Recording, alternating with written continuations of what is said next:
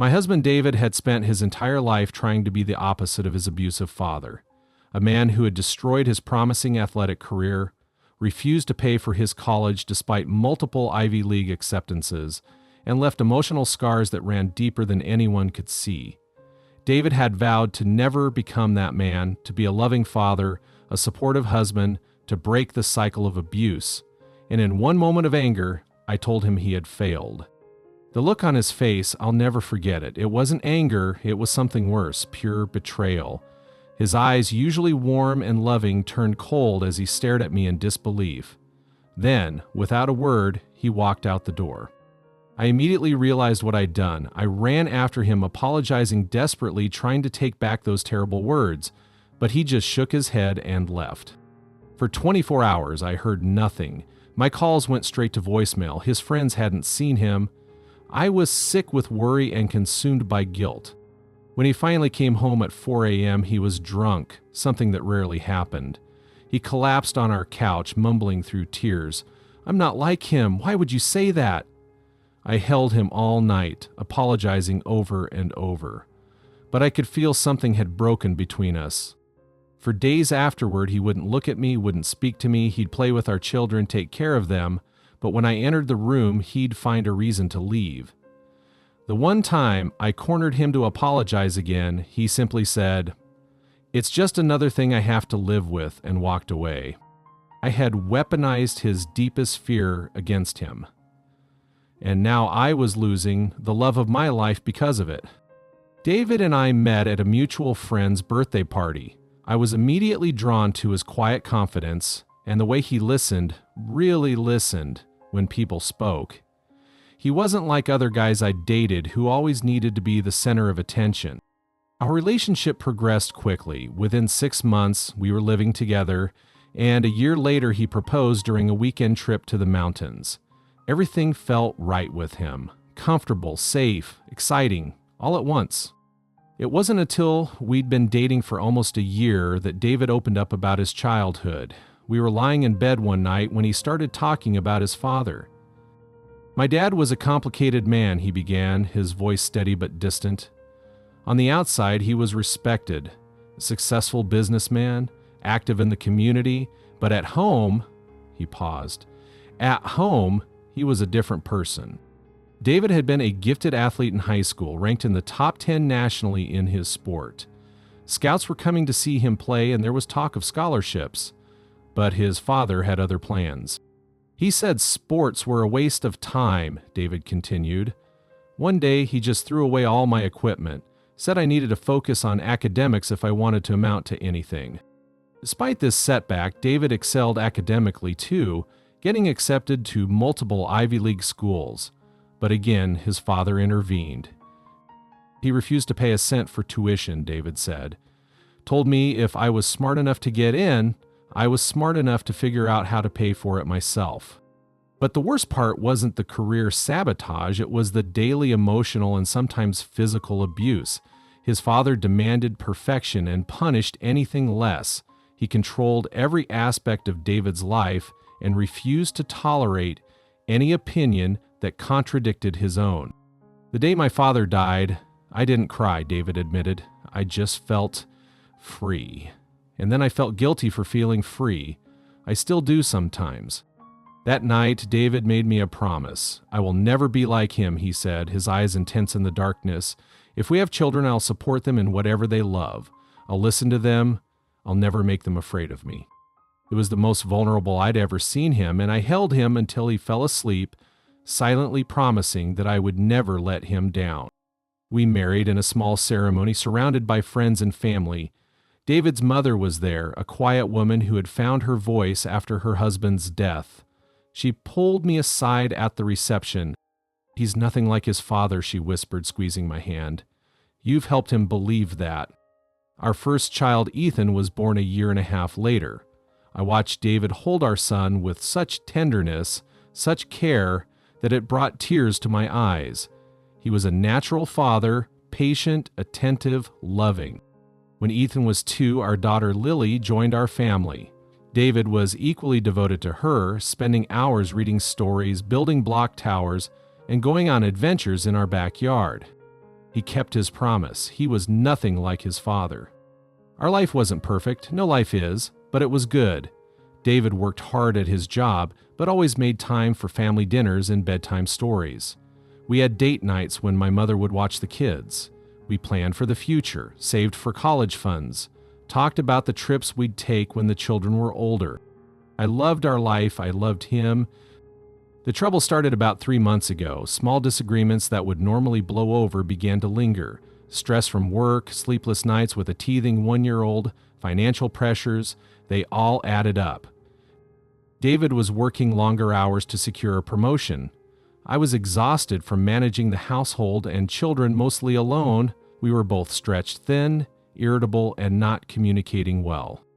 The arguments became more frequent. Nothing major: who forgot to buy milk, why the laundry wasn't done, whose turn it was to get up with Lily in the middle of the night. But there was an undercurrent of resentment building. I started to feel unappreciated.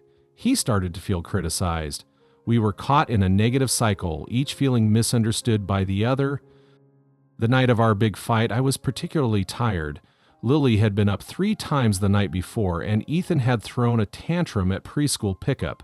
David came home late again, missing dinner with the kids. When he walked in, I was cleaning up the kitchen, frustrated and exhausted. "The kids missed you at dinner." "Again," I said, not bothering to hide my annoyance. "I texted that I'd be late," he replied, loosening his tie. "The meeting ran long. I couldn't just walk out." "You could have tried. This is the 3rd time this week." "What do you want me to do, Sarah? Tell my boss family dinner is more important than the Peterson account? The promotion comes with a significant raise. I'm doing this for us." "No, you're doing it for you," I snapped. "Meanwhile, I'm here doing everything else." The argument escalated from there. We brought up old grievances, talked over each other, neither really listening. Finally, David put up his hands. "I'm done with this conversation," he said, turning to walk away. "We're just going in circles." Something in me snapped. I was tired of him walking away from our arguments, tired of feeling unheard. I wanted to hurt him, to make him feel as bad as I felt in that moment. "You're just like your father," I called after him. The moment the words left my mouth, I knew I had crossed a line we could never uncross. David froze, his back to me. When he turned around, the look on his face made my stomach drop. I had never seen him look so wounded, so betrayed. It was like I'd physically struck him. "David, I'm sorry," I gasped, immediately regretting my words. "I didn't mean that. I'm so sorry." I rushed toward him, trying to hug him to take it back somehow. But he stepped away from me, shaking his head slightly, his eyes filled with hurt and disbelief. Without a word, he walked out the front door. The next 24 hours were the longest of my life. I called and texted David repeatedly, leaving tearful voicemails begging him to come home, to let me explain, to forgive me. I reached out to his friends, but no one had heard from him. I barely slept, jumping at every sound, hoping it was him returning. The children sensed something was wrong. "Where's Daddy?" Ethan asked at bedtime, and I forced a smile, telling him Daddy had to work late. At 4 a.m., I heard the front door open. I ran downstairs to find David stumbling into the living room.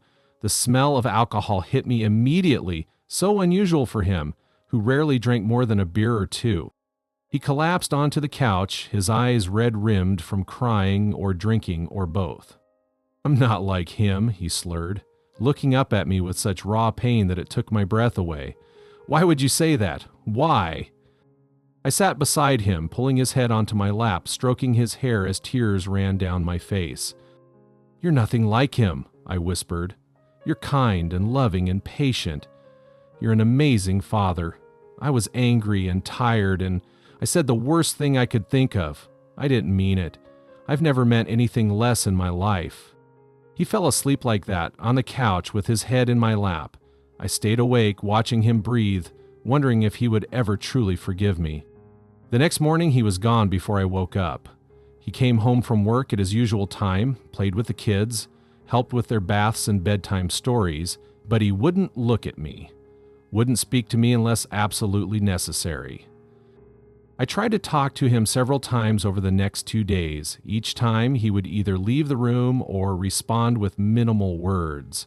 The one time I cornered him in our bedroom to apologize again, he just looked at me tiredly and said, "It's just another thing I have to live with," before walking away. It was like living with a ghost. He was physically present, but emotionally absent.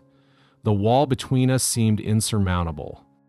On the third day of this painful silence, I reached out to my sister Claire. She listened as I poured out the whole story, not interrupting until I finished. "You really messed up," she said finally. "I know," I whispered. "I don't know how to fix it." "Maybe you need to stop trying to fix it right away," she suggested.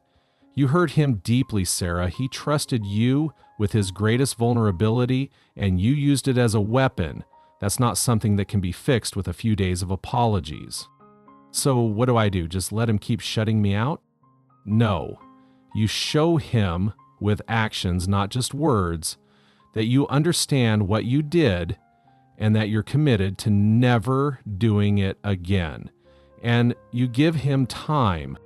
That night, after the children were asleep, I sat down and wrote David a letter. I didn't make excuses for what I'd said. I acknowledged that I had deliberately tried to hurt him because I was feeling hurt myself. I told him how much I admired the man and father he was, listing specific examples of how different he was from his father. I promised to get help for my own issues that had led me to lash out so cruelly, and I told him I would understand if he needed time and space to heal from my betrayal. I slipped the letter into his briefcase, where he would find it at work the next day. That evening he came home with a small bouquet of flowers, nothing extravagant, just a simple gesture. He didn't mention the letter, but he sat next to me on the couch while we watched TV. He didn't touch me, but he was there, closer than he had been in days. It was a start. Over the next few weeks, we slowly began to rebuild. I found a therapist and started weekly sessions, working through my tendency to lash out when feeling unheard or unappreciated. David eventually agreed to come to a session with me where we talked about healthier ways to handle conflicts. The coldness between us gradually thawed. He began to look at me again, to engage in conversations, to touch me casually as we passed in the hallway, but there was still a guardedness in his eyes that hadn't been there before. One night, about a month after our fight, we were lying in bed when David turned to face me. "I need to know something," he said quietly. "Do you ever actually see him in me, my father? Even a little bit?" I took his face in my hands, looking directly into his eyes. "No," I said firmly, "never. Not once in all the years I've known you. You are everything he wasn't. Kind, supportive, gentle. Our children adore you because you make them feel safe and loved." I said what I said because I knew it would hurt you, not because there was any truth to it. He was quiet for a long moment, searching my face. "I believe you," he said finally, "but Sarah, you can never say that again. Not in anger, not as a joke, not ever. I couldn't survive hearing those words from you twice." "I won't," I promised. I'd cut out my own tongue first. He pulled me against his chest, and I felt him release a long breath. We held each other tightly, both understanding how close we had come to breaking something precious beyond repair. It's been 6 months since that terrible night. Our marriage isn't perfect, no marriage is, but it's stronger in many ways. We've learned to argue more fairly, to take breaks when emotions run high, to listen more carefully to each other. I still see my therapist regularly. David has started seeing one too, working through the lingering trauma of his childhood that my words had reopened. We talk more openly now about our fears and insecurities. David has shared more about his father, exorcising those ghosts by bringing them into the light. I've been more honest about my own struggles with feeling overwhelmed and unappreciated. The other day I watched David playing soccer with Ethan in the backyard. He was so patient, encouraging our son's clumsy attempts, celebrating each small success. Later he sat with Lily, letting her put colorful clips in his hair while he pretended to be a prince in her imaginary kingdom. In those moments, I saw so clearly the man I married. A man who had taken his painful past and transformed it into a determination to be better, to do better, to love better. I almost lost that man with 5 thoughtless words spoken in anger. If there's one thing I've learned from this experience, it's that the people we love most are also the ones we can hurt most deeply. The vulnerabilities they share with us are not weapons to be used against them, but precious truths to be protected. Words have power, power to wound, power to heal. I chose to wound that night, and I've spent every day since trying to heal what I broke. Some days are easier than others. Sometimes I catch David looking at me with a shadow of that hurt still in his eyes. But we're moving forward together, one day at a time. If you're reading this and recognize yourself in my story, if you've used someone's deepest fears against them or had your own vulnerabilities weaponized, know that healing is possible. It takes time, honesty, and commitment, but trust can be rebuilt.